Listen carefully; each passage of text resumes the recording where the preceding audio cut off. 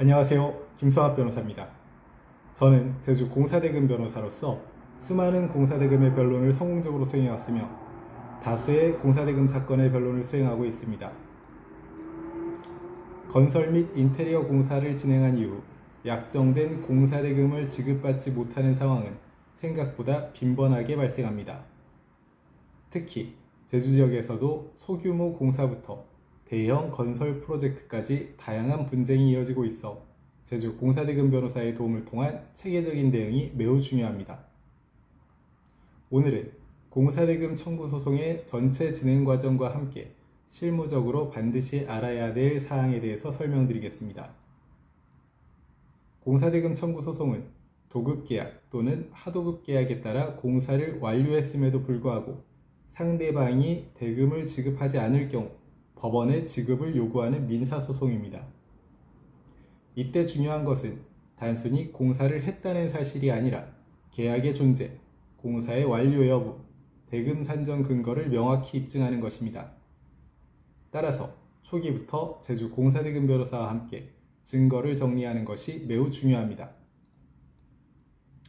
공사대금 소송은 바로 제기하기보다는 사전 절차를 거치는 것이 일반적입니다.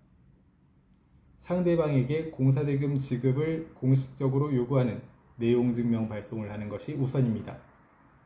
지급기한을 설정하고 미지급 시 법적 조치 예정을 통보하는 내용으로 보낼 수 있습니다. 이 과정을 통해 분쟁이 소송으로 가지 않고 해결되는 경우도 적지 않습니다.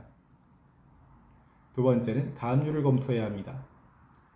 상대방이 재산을 처분할 가능성이 있다면 부동산이나 계좌에 대해 가압류를 진행할 수 있습니다. 이는 실제 소송에서 승소하더라도 돈을 받지 못하는 상황을 방지하기 위한 핵심 전략입니다.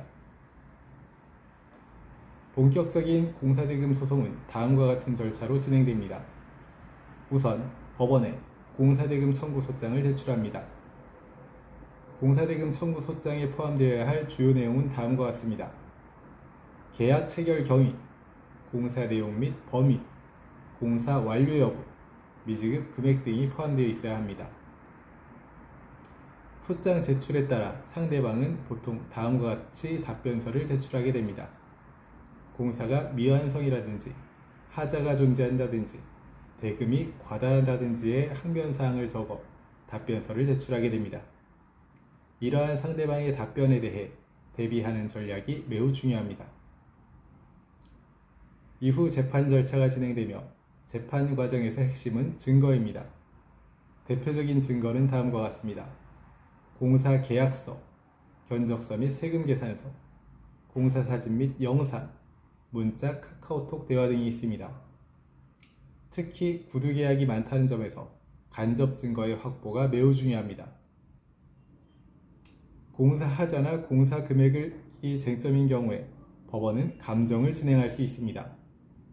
이 과정에서 감정 결과가 판결에 큰 영향을 미칩니다. 법원은 제출된 자료와 감정 결과 등을 바탕으로 공사대금 지급 여부 및 금액을 결정하게 됩니다. 공사대금 소송에서 승소하기 위해서는 다음과 같은 사항을 반드시 체크해야 합니다. 우선 계약 내용을 명확화해야 합니다. 계약서가 없다면 분리해 줄 수도 있으나 문자나 이메일 등으로라도 계약 내용을 입증할 필요가 있습니다. 다음으로 공사 완료를 입증해야 합니다. 공사가 완료되었음을 보여주는 사진, 확인서, 사용 상태 등이 매우 중요합니다. 또한 하자 대응 전략도 중요합니다. 상대방이 하자를 주장하는 경우 하자가 경미한지, 보수 가능한지 여부를 중심으로 충분히 대응할 필요가 있습니다. 공사대금 청구 소송은 단순한 돈 문제를 넘어 사업 운영과 직결되는 중요한 분쟁입니다. 특히 증거 확보와 초기 대응에 따라 결과가 크게 달라질 수 있으므로 문제가 발생했다면 지체하지 말고 전문가와 상담을 진행하는 것이 바람직합니다.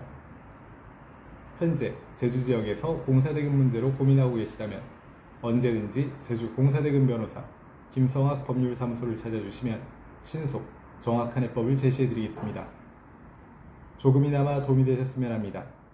여러분의 권리를 지키고 언제나 신속하고 정확한 해법을 제시해드리는 김성학 변호사입니다. 감사합니다.